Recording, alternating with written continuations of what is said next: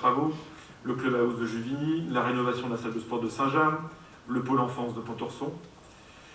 Et puis, là aussi, on est dans l'organisation, la mise en place de marchés publics pour la maintenance des bâtiments. Voilà, donc sur le pôle animation du territoire, je vais essayer de passer relativement vite. Le service à la personne, vous l'avez vu dans les premiers schémas, est un pôle extrêmement important. Nous sommes sur un territoire avec des enjeux sociétaux assez importants, des jeunes dont il faut s'occuper, et on sait que s'occuper de la jeunesse en milieu rural demande souvent plus de moyens, notamment en termes de mobilité, surtout avec des publics qui, eux, le sont assez peu. Donc on a aussi beaucoup d'équipements sportifs à entretenir, à valoriser, de façon à répondre aux besoins. La santé, on en a dit quelques mots, est un pôle extrêmement important. Donc notre mission dans ce domaine est de faire vivre l'ensemble de ces composantes. Une démarche au long cours qui est continue, c'est le projet éducatif social local qui est porté par notre EPCI en partenariat avec la CAF et puis le département de la Manche, et qui permet là aussi d'optimiser nos actions et surtout d'optimiser les financements qui sont apportés de manière traditionnelle par la CAF notamment. Le PESL implique aussi l'éducation nationale et toutes les composantes qui travaillent au plus près de la jeunesse, notamment des 0-25 ans. Voilà, toujours dans le service à la personne, vous voyez les données, notamment sur la fréquentation des établissements d'accueil du jeune enfant, avec plusieurs équipements qui sont en place, et puis d'autres, j'espère, qui verront le jour dans les mois qui viennent. Vous avez aussi un bilan des activités lors des animations des antennes relais. Intéressant de voir la dynamique qui se déploie autour de ces entités. Puis vous avez aussi la carte qui vous présente la répartition des accueils de loisirs du territoire. Accueils de loisirs qui sont très importants, comme je le disais, avec des familles bien souvent qui sont très attentives à l'offre que nous proposons, et les accueils de loisirs qui trouvent leur public. Il y a un véritable besoin dans notre territoire, encore une fois, très majoritairement rural, de pouvoir proposer aux familles ce type d'accueil, et accueil que je qualifierais de qualitatif quand on voit toutes les propositions qui sont faites aujourd'hui. Voilà, donc on reparle aussi des différentes entités, alors le Centre social du Val-de-Sée, le Forum du Mortanet qui est une réussite, qui a là aussi trouvé un rythme de croisière très satisfaisant et surtout qui montre à quel point la collaboration autour d'un projet central comme le Forum du Mortanet permet de fédérer des associations qui ont des buts différents, mais avec une composante sociale bien évidemment très forte. Et ce modèle du Forum du Mortanet aurait vocation à l'avenir à essaimer ailleurs dans le territoire. Finalement, ce Forum du Mortanet est à l'aune de ce que sont ces maisons France Service, dans le sens où elles constituent une interface unique pour différents besoins, et ont été, je pense, notamment ces maisons France Service, qui sont en fait nos anciennes MSAP, nos maisons de service aux personnes, qui sont maintenant bien inscrites dans le paysage de nos pôles territoriaux et de nos bourgs-centres. Voilà, je ne vais pas trop m'appesantir, il y a aussi des choses sur les équipements sportifs, sur l'action culturelle. La direction de la culture aussi est très bien organisée maintenant avec, je pense notamment à la lecture publique, un réseau qui fonctionne bien, avec une saison culturelle qui se développe. Plus que bien, vous avez sur vos tables des brochures que vous pourrez distribuer autour de vous dans vos communes.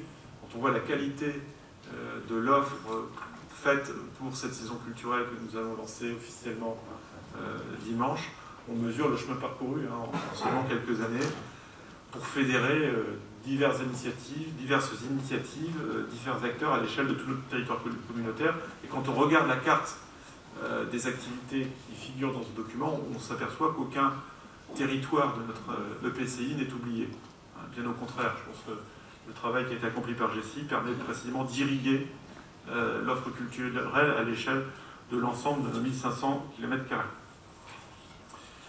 Voilà, donc les EPN aussi remplissent leur mission avec d'ailleurs une pluralité dans l'offre qui est faite. Nous avons aussi dans le domaine culturel des lieux muséographiques à vocation touristique, principalement deux, hein, l'écomusée du Moulin de Lacé à Brouin et le parc musée du Granit. Alors deux sites sur lesquels nous travaillons actuellement avec une redéfinition des missions, avec la recherche aussi de partenaires. Juste pour citer Brouin, hein, c'est vrai que le musée de Brouin est en pleine réflexion, ce qui coïncide d'ailleurs avec une dynamique, hein, qui est portée par le maire de Brouin. Alors je ne sais pas s'il est là, France. Non, il est ça aussi, représenté, pardon. Donc une belle dynamique, hein, sur la commune de Brouin autour d'un projet sportif VTT et une envie de se réapproprier complètement notamment la haute vallée de la C. Donc nous travaillons actuellement sur l'avenir de tout ce secteur, qui est un secteur stratégique, hein, puisque c'est sur une voie importante entre Bressé, Sourdeval et le sud du Calvados. Voilà, je ne vais pas rentrer dans le détail de toutes les propositions, notamment dans le domaine culturel.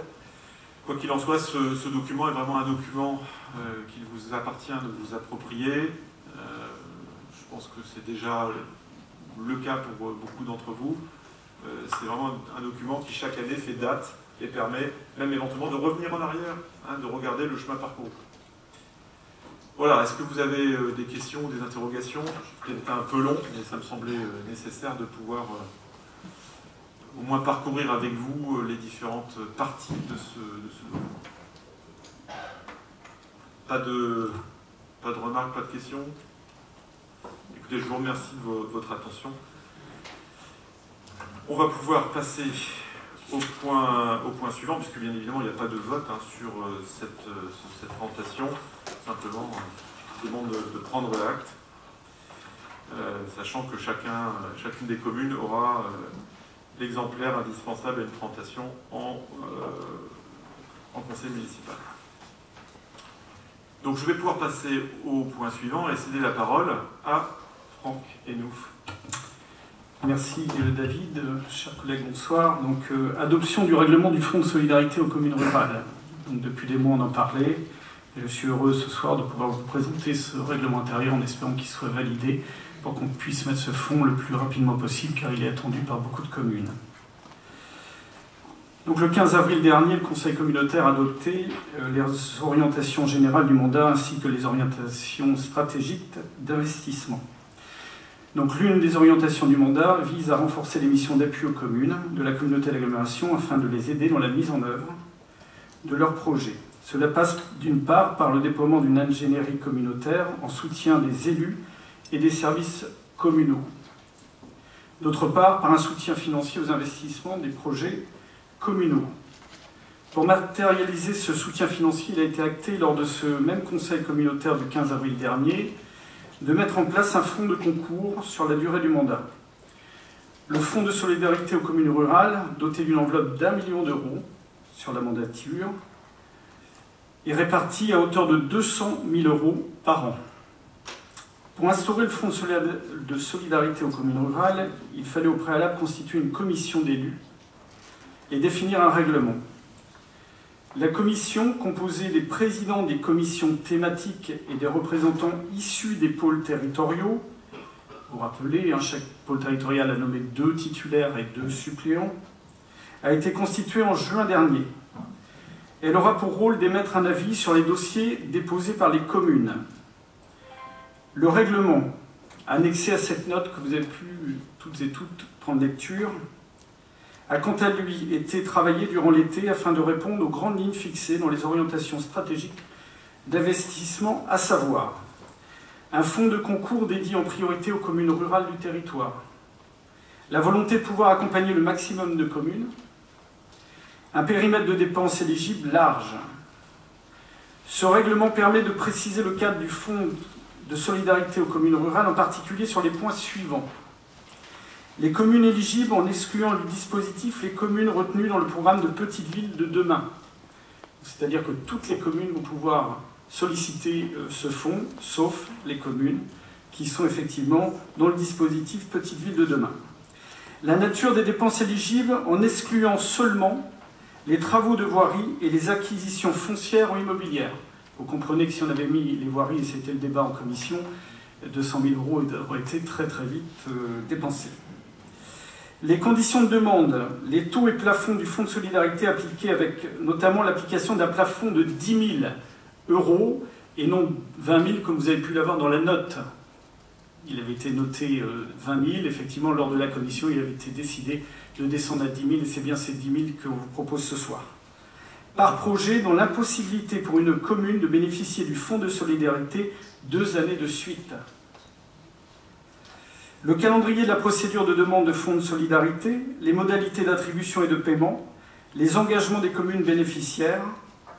Les membres de la commission réunis le 7 septembre dernier ont validé l'ensemble de ce règlement intérieur.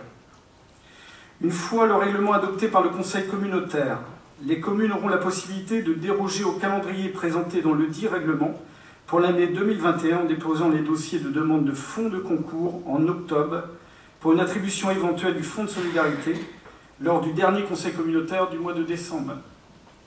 Donc voilà, vous voyez, il avait été même décidé lors de ce règlement intérieur d'attendre 2021. On a déjà des maires qui nous ont sollicité et au lieu d'attendre, on vous propose ce soir d'ouvrir dès maintenant, c'est-à-dire que dès le 1er octobre, vous pourrez effectivement vous rapprocher des services de la communauté pour instruire ces dossiers qui pourront être validés dans un premier temps en commission, et ensuite lors du conseil communautaire de décembre. Est-ce qu'il y a des questions ou des sujets mal compris dans ce règlement? A priori non, merci non. Franck. Écoutez, je pense que c'est clair. Donc je reprends peut-être... Oui, je te laisse. Donc, si vous êtes d'accord, je ne vais pas reprendre l'article, mais vu la commission de solidarité aux communes rurales du 7 septembre 2021, vu la note de présentation, après en avoir délibéré, le conseil communautaire adopte le règlement de fonds de solidarité aux communes rurales tel que présenté en annexe et autorise le président à le signer. Donc, on passe peut-être au vote. Oui, on peut voter. Merci Franck.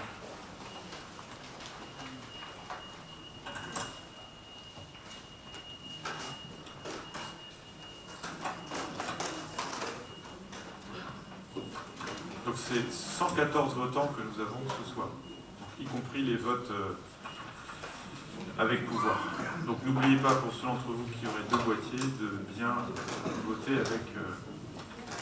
avec chacun d'eux. Voilà, puis la petite fenêtre qui permet de vérifier que chacun a voté.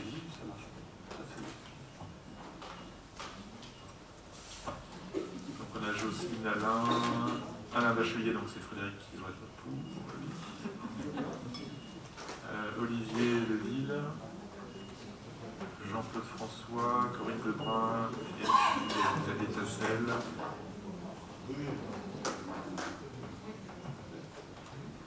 Xavier Tassel n'est pas là, il a vu son pouvoir est entre les mains.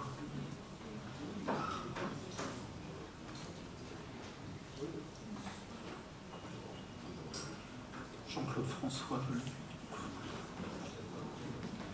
Donc Jean-Claude François, voilà. Bon. Donc, nous avons 112 votes exprimés sur les 114 attendus et nous avons l'unanimité. Merci beaucoup. Eh bien, écoutez, merci beaucoup. Et puis, non, il n'y a plus qu'à travailler. Voilà, au travail. Merci. Bien, donc on passe au point suivant. Donc c'est un point qui concerne Manche Numérique, donc ce syndicat départemental de déploiement du numérique à l'échelle de notre département. Donc il faut que nous désignions les délégués sur la compétence aménagement du numérique du territoire. Donc, en fait, les collègues élus qui siégeront dans cette instance départementale. Donc je vais rapporter rapidement cette question. Donc nous avions d'ores et déjà désigné des personnes, puisque en fait il s'agit de reconduire les désignations qui avaient été faites lors de l'installation de notre assemblée communautaire l'an passé, avec quelques modifications, puisque dans les anciens statuts, notre communauté d'agglomération avait 5 membres titulaires et 3 suppléants. Or aujourd'hui, nous sommes tenus de désigner 3 titulaires et 3 suppléants. Donc il y a 2 membres titulaires qui vont devoir céder leur place. Donc dans les titulaires tels qu'ils avaient été élus, désignés et élus, il y avait Angélique Ferrat, David Juquin, Raymond Bécher, Jacques Bonneau et Jean-Yves Le Forestier. Je sais d'ores et déjà que Angélique Ferreira souhaite y rester, que David Juquin, lui, ne souhaite pas rester. Pour Raymond Béchet, je ne sais pas du tout. Jacques Bonneau, tu es toujours partant. Et Jean-Yves Le Forestier. Et Jean-Yves, toi, tu es toujours motivé. Bon. Donc, ce que je vous propose, en l'absence de Raymond, et sachant que Raymond est souffrant, alors je sais que ce n'est pas forcément une bonne excuse, mais c'est de procéder, à moins qu'il y ait d'autres candidatures, bien évidemment. Hein.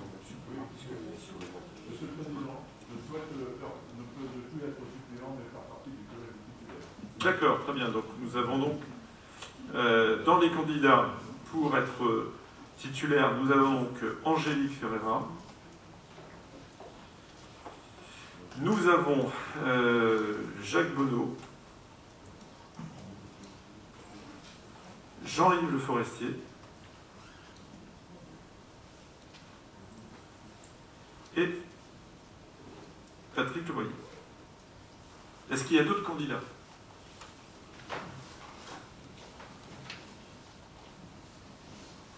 Donc il y a 4 candidats pour être titulaire, alors qu'il y a 3 places. Pour les suppléants, donc David Juquin a dit qu'il souhaitait rester suppléant. Est-ce qu'il y a d'autres personnes qui souhaiteraient être suppléantes ? Jacques Vary. D'accord, donc on va manquer de suppléants. Est-ce qu'il y a d'autres personnes qui souhaiteraient être suppléantes ? Alexis Sanson, suppléant, un candidat à suppléance. D'autres personnes ? D'accord, donc ce qui permettrait de... Tu resterais suppléante malgré tout ? Non, non, c'est 3 suppléants et 3 titulaires. On met Raymond en suppléant ? D'accord.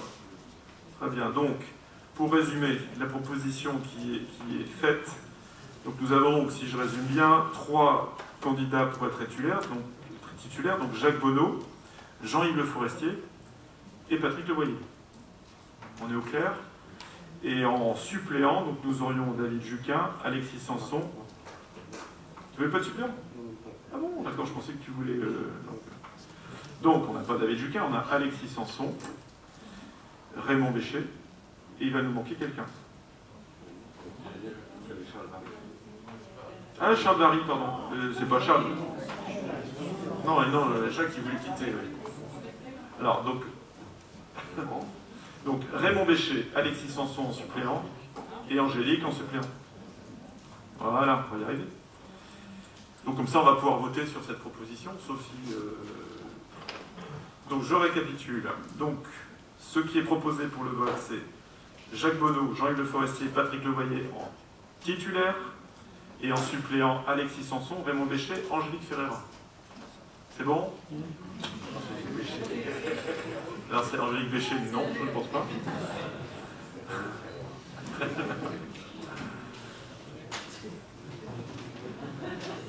C'est clair pour tout le monde, on y va comme ça.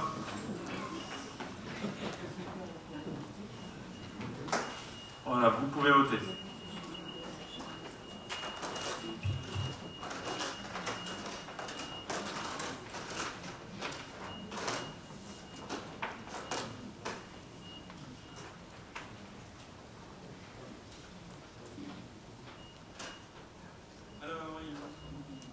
Que les votes d'Alain Bachelier, Renaud, Jacques Vary. Tu peux quand même voter, Jacques. Et Jean-Claude François.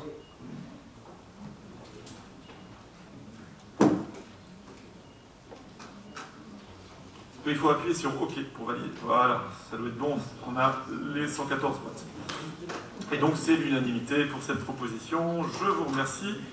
La question suivante, donc c'est une question qui est rapportée par Vincent Bichon, donc ça porte sur Natura 2000 avec la désignation d'un délégué titulaire et d'un délégué suppléant. Oui, merci David, bonsoir à tous. Donc les sites Natura 2000 sont des outils fondamentaux de la politique européenne de préservation de la biodiversité. Il vise une meilleure prise en compte des enjeux de biodiversité dans les activités humaines. Ces sites sont désignés pour protéger un certain nombre d'habitats et d'espèces représentatives de la biodiversité européenne. La liste précise de ces habitats et espèces est annexée à la directive européenne oiseaux et à la directive européenne Habitat Faune Flore. La communauté d'agglomération a été désignée structure porteuse du site Natura 2000 de la vallée de la Cé par le comité de pilotage Natura 2000 du 7 mars 2019 afin d'assurer l'animation du site et la mise en œuvre du document d'objectifs pour une période de 3 ans. Il s'agit d'un renouvellement de mandat de gestion de l'ancienne communauté de communes du Val-de-Cé et de Brécé qui l'assurait depuis 10 ans.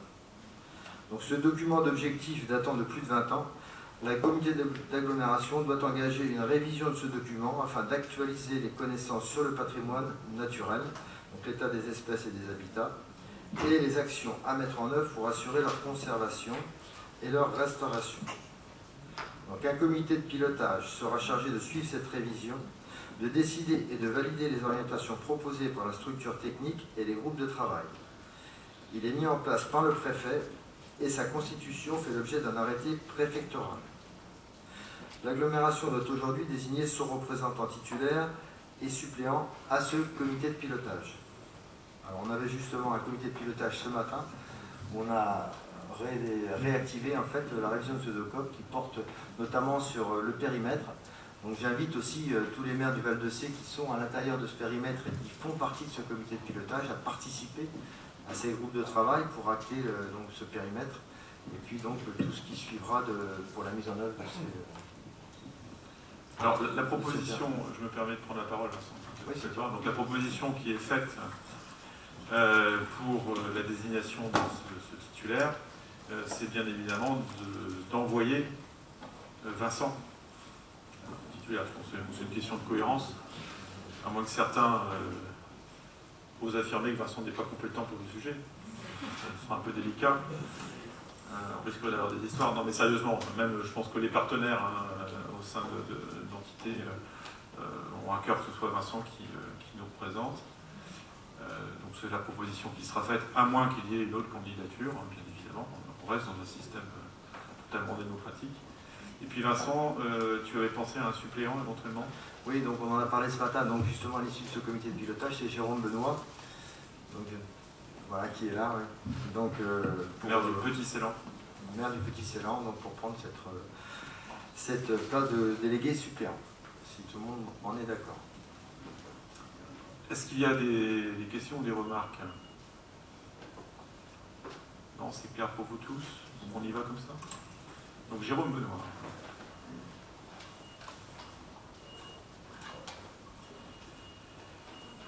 Alors il faut attendre un petit peu avant que la machine soit initialisée.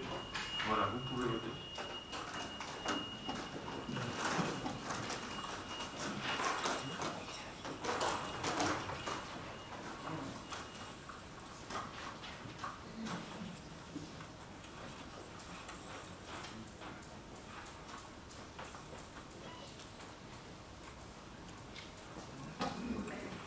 Ah, j'ai pas voté. Attends, je pensais l'avoir validé. Donc il reste André, Gauthier et Jean-Claude François. Voilà, c'est bon. Donc l'unanimité pour cette double désignation donc de Vincent Bichon comme titulaire et Jérôme Benoît comme suppléant. Bien, donc je passe à la question suivante. Donc je vais évoquer la question du PETR avec la désignation de délégués, titulaires et suppléants. Donc en fait, par délibération du 26 mars 2021, le comité syndical du syndicat mixte Manche Numérique. Alors, attendez, qu'est-ce que c'est ça? Voilà, PETR. Alors, je me suis fait piéger parce qu'on m'a laissé ma faute. Bon, je vais relire directement où est-ce qu'elle est partie cette question. Bon, j'aurais dû suivre sur ma feuille ordinaire. Hop. Donc c'est par délibération du 15 avril 2021 que le comité syndical du PETR Sud-Manche Baie du Mont-Saint-Michel a modifié ses statuts et son règlement intérieur. Alors, cette modification statutaire porte sur deux articles, donc l'article 1, 2, 3, donc 1.2.3, sur la mise en œuvre du projet de territoire, qui précise les missions exercées par le PETR. Donc en fait, il s'agirait de retirer la mission suivante, animation de la plateforme d'initiative territoriale, Initiative Pays de la Baie, que beaucoup d'entre vous connaissent bien. En effet, cette activité d'accompagnement des toutes petites entreprises et des petites et moyennes entreprises pour la création ou reprise d'activité a été reprise par l'association Pays de la Baie Initiative. Donc c'était une démarche déjà ancienne qui consistait à donner à cette association un autre champ d'exercice, surtout pour entrer dans un cadre réglementaire un peu plus stable. Donc premier point. L'article 3, grand 3.3, donc sur le comité syndical, donc ajoute la phrase suivante pour corriger un oubli. Donc le conseil syndical établit un règlement intérieur adopté au plus tard dans les 6 mois suivant l'installation du conseil syndical et qui précise les modalités d'application des présents statuts dans le cadre des dispositions législatives et réglementaires en vigueur. Ça manque de virgule, mais bon, tout le monde comprend. Donc la modification du règlement intérieur porte sur la suppression de suivi des plateformes d'initiative locale à l'article 21, soit, article 21, commission et conseiller délégué, donc pôle mutualisation économique, opération collective de modernisation. Donc cette modification des statuts du PETR doit faire l'objet d'une délibération dans chacun des 3 EPCI qui constituent ce PETR.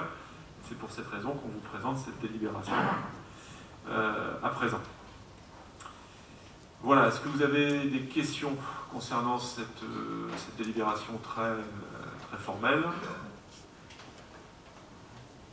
Pas de questions particulières? Bon, ça ne change rien aux missions de la plateforme initiative, qui continue à travailler au plus près des porteurs de projets et de manière très étroite avec le service économique de la communauté d'agglomération.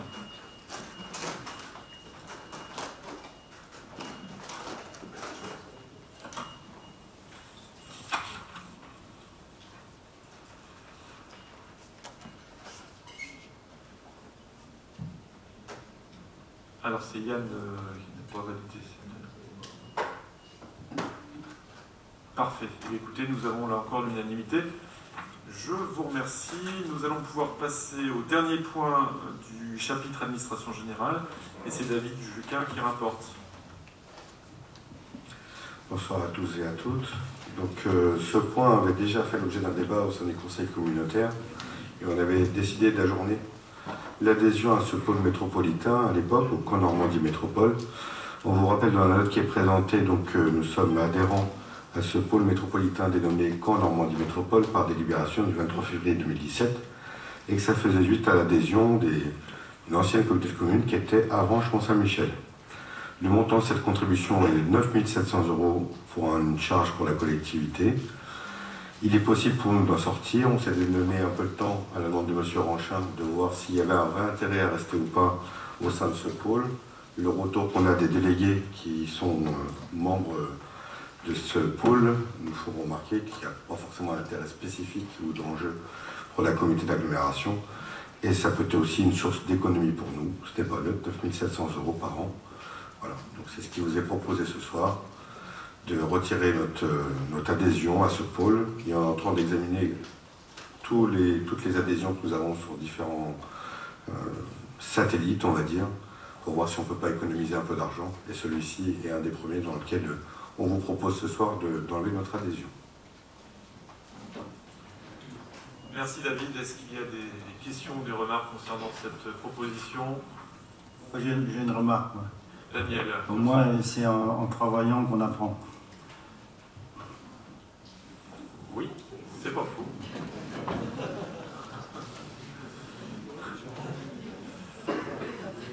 En 2017, quand vous nous aviez présenté ça, vous étiez confiant. Moi, j'étais pas trop à cette époque-là, mais bon, ça avait passé. Aujourd'hui, on s'aperçoit que ça sert à rien du tout. C'était avant, puisque ça s'est fait, enfin, la création du pôle métropolitain et notre adhésion, c'était au moment de la création de la Grande Normandie. Donc c'est 2015. Donc la communauté d'agglomération n'existait pas. Oui, Olivier Piani. Oui, alors pour l'économie, c'est vrai qu'on pourrait faire une économie de 10 000 € par an, ce qui n'est pas rien. Après, il faudrait se rappeler aussi pourquoi on avait adhéré à l'époque, quelles étaient les motivations. Je crois qu'il y avait aussi un peu de lobbying à faire avec les autres intercommunalités, qui représentaient un peu la région en elle-même. Après, on voit certaines choses, je ne pense pas que ça serve à rien. Il y a certains domaines qui sont intéressants, comme l'écologie, tout ce qui est SCOT. Et après, il y a d'autres choses. Ça permet aussi de se confronter avec d'autres intercommunalités. Après, le problème aussi, c'est qu'on n'est pas nombreux à y participer, en fait. Donc on doit être 2-3 personnes à chaque fois. Je sais que Jean-Paul y participe, il y a une autre personne, je ne sais plus qui c'est, puis moi de temps en temps. On fait l'effort d'y aller pour essayer de voir. Après il y a 7 titulaires, si on est 2-3 à y aller, c'est vrai qu'après la dynamique ne se crée pas et du coup on en est aujourd'hui là, quoi. Après c'est quand même intéressant, il y a quand même des choses, parce que quand on voit, c'est marqué Caen, métropole, ouais, ça fait un peu le monopole sur Caen, mais ça parle aussi de tous les autres territoires. Voilà. Après, ni pour ni contre, si ça fait une économie, c'est bien, mais après, il faut voir peut-être dans le moyen et long terme, et pourquoi on avait adhéré à l'époque. Voilà. Je pense qu'il y avait un objectif derrière. Si je peux me permettre de compléter, Olivier, l'objectif en 2015 d'Arrangement Saint-Michel, c'est effectivement de peser au niveau régional, dans le cadre de la fusion de la région Normandie, la Haute et la Basse, pour peser au niveau du STRADET, où il y avait les enjeux de l'aménagement du STRADET. Ce qui s'est passé, c'est que maintenant le STRADET est en application. On a un travail à faire au niveau du SCOT. Mais ce qui est retenu quand même, c'est que cette volonté de lobbying, finalement, on n'avait qu'une vocation, c'est de créer un axe qu'on connaît bien de cette triangulaire du Caen, du Havre et de Rouen. Et Caen avait besoin aussi de poids, donc à rallier un peu notre secteur, notre territoire, pour créer un lobbying plus fort, plutôt que d'être sur un côté binôme entre Rouen et Le Havre. Voilà. Aujourd'hui, les choses sont passées, le STRADET est en place, on a travaillé à faire sur le SCOT. Voilà. On voit bien, en plus, dans le STRADET tel qu'il est dessiné aujourd'hui, on voyait bien que notre territoire n'était même pas mentionné. Oui, puis alors sur la notion de réseau dont parle Olivier, je veux dire, les réseaux, ils existent de manière évidente à travers le M9, donc, qui est l'entité qui est présidée par le président du conseil départemental et qui réunit les 7 EPCI de la Manche. Il y a aussi le fameux G7, qui est une vieille histoire à l'échelle de l'ancienne Basse-Normandie, qui réunit les villes moyennes de Normandie qui est en train de se mettre en place.